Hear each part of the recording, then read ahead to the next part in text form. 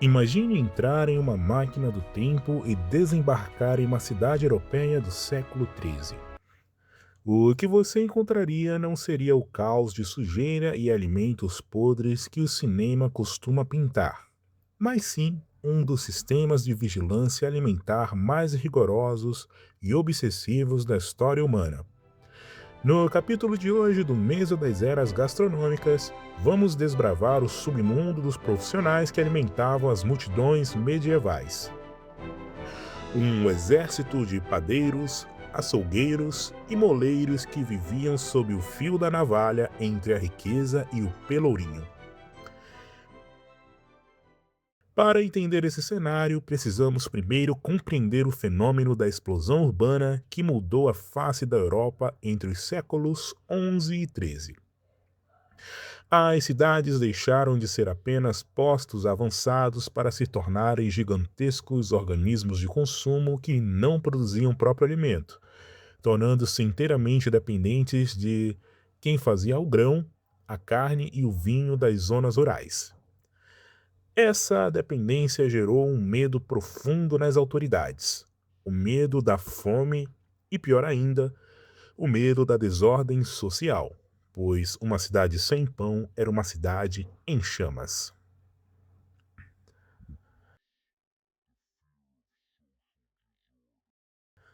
Foi nesse contexto de tensão que a produção de alimentos deixou de ser uma tarefa doméstica para se tornar um ofício público altamente regulamentado e quase sagrado.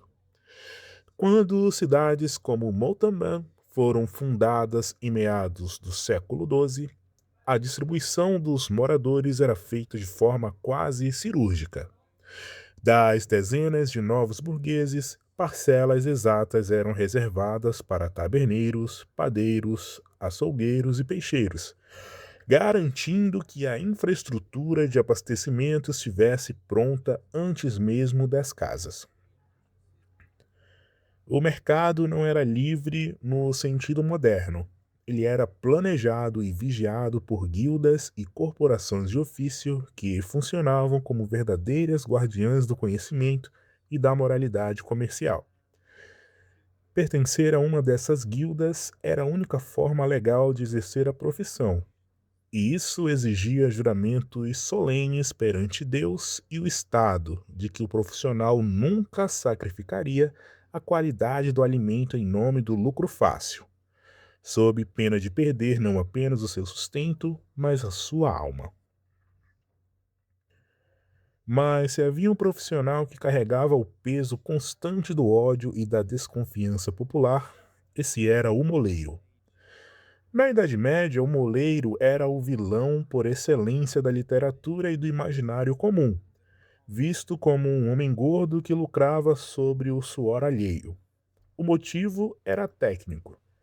Ele detinha o monopólio da tecnologia, o moinho, e todos eram obrigados a passar por ele para transformar o grão em farinha. A desconfiança era tamanha que leis severas proibiam terminantemente que um moleiro fosse também padeiro, para evitar a integração vertical do crime. As autoridades temiam que, se o homem que moía o trigo fosse o mesmo que fazia o pão, ele teria mil maneiras de misturar areia, gesso ou outros cereais inferiores na massa sem que ninguém percebesse. O moleiro era visto como um mal necessário, um atravessador técnico que vivia em uma zona cinzenta entre o serviço público e a ganância privada, sempre sob o olhar atento dos fiscais de mercado. Enquanto o moleiro trabalhava nas margens, o padeiro era a face pública da sobrevivência urbana, e sua vida era uma sucessão de pressões regulatórias. No século XIII, em Paris, o famoso Livro dos Ofícios de Etienne Baulieu estabeleceu regras que fariam qualquer dono de restaurante moderno tremer de pavor. O pão não era apenas alimento, era o termômetro da estabilidade política. Se um padeiro tentasse enganar o cliente reduzindo o peso ou usando farinha deteriorada, A punição era um espetáculo público de humilhação desenhado para destruir sua reputação para sempre. Em muitas cidades, o padeiro fraudulento era amarrado a uma carroça e arrastado pelas ruas com um pão mofado ou leve demais pendurado no pescoço, servindo de exemplo visual de que a traição contra o estômago do povo não seria tolerada.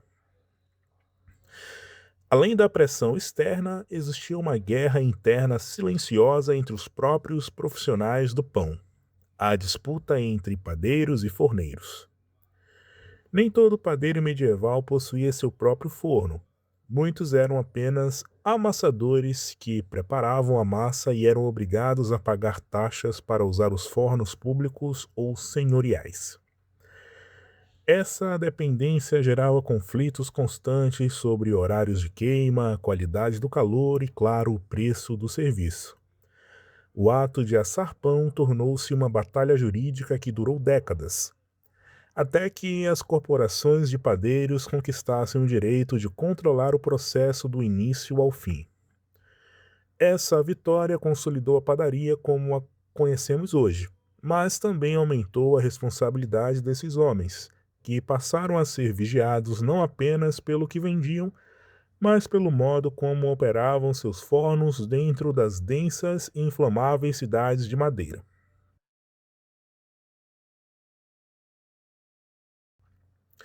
Se o pão era a base da pirâmide, a carne era o símbolo máximo de poder e status, e seus fornecedores formavam a elite dos ofícios alimentares. Os açougueiros não eram apenas comerciantes, eles eram membros de uma guilda rica, influente e organizada como uma pequena aristocracia urbana, possuindo suas próprias milícias e tribunais internos. No entanto, o rigor das leis para a carne era absoluto. A regra de que o alimento deve ser digno de entrar no corpo humano era levada ao pé da letra.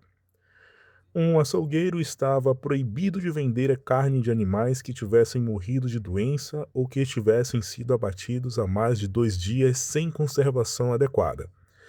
A fiscalização era tão intensa que, se um fiscal encontrasse carne estragada em uma banca, o castigo era simbólico e brutal.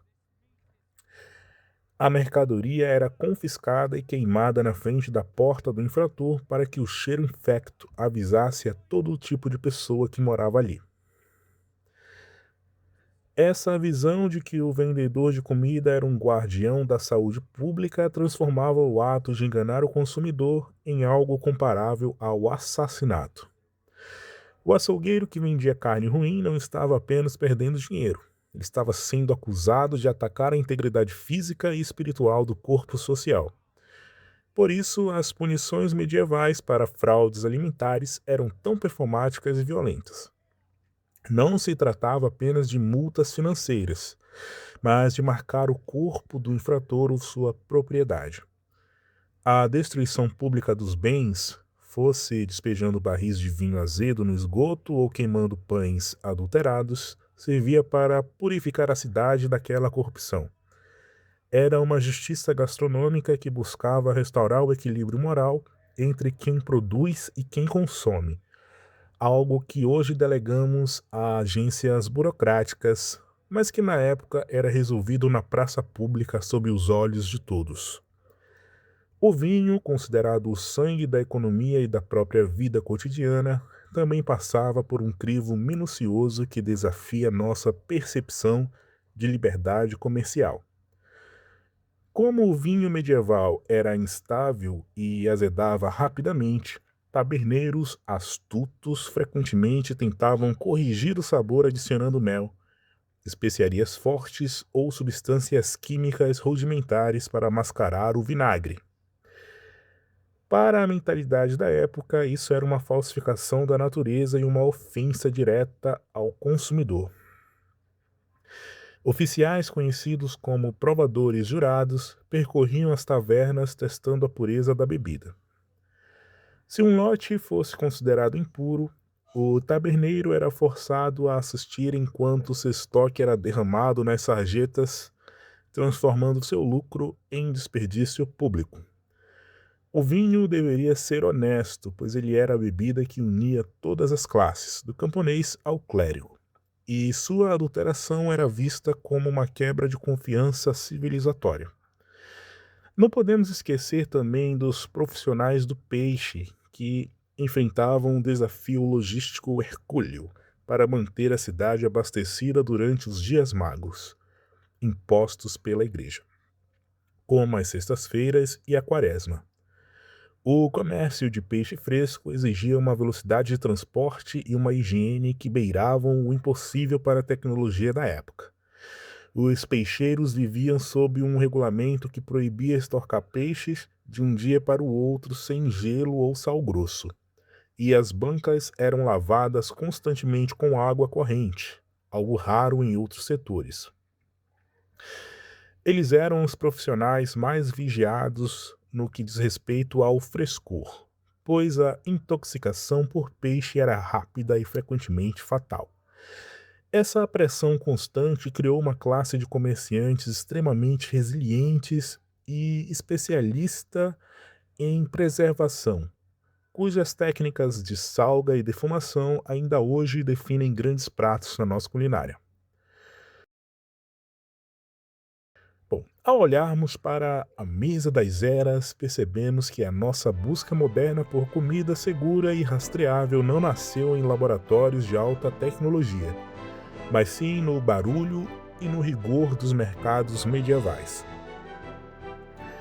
O legado desses padeiros punidos e desses açougueiros poderosos vive em cada selo de vigilância sanitária e em cada lei de defesa do consumidor que temos hoje.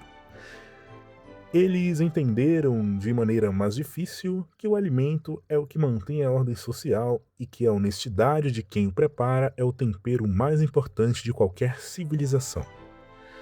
E você, teria a coragem de exercer um desses ofícios sob o olhar implacável de uma cidade inteira? Se você gostou desse mergulho profundo nas engrenagens da história, deixe seu comentário abaixo sobre qual desses profissionais você mais respeita.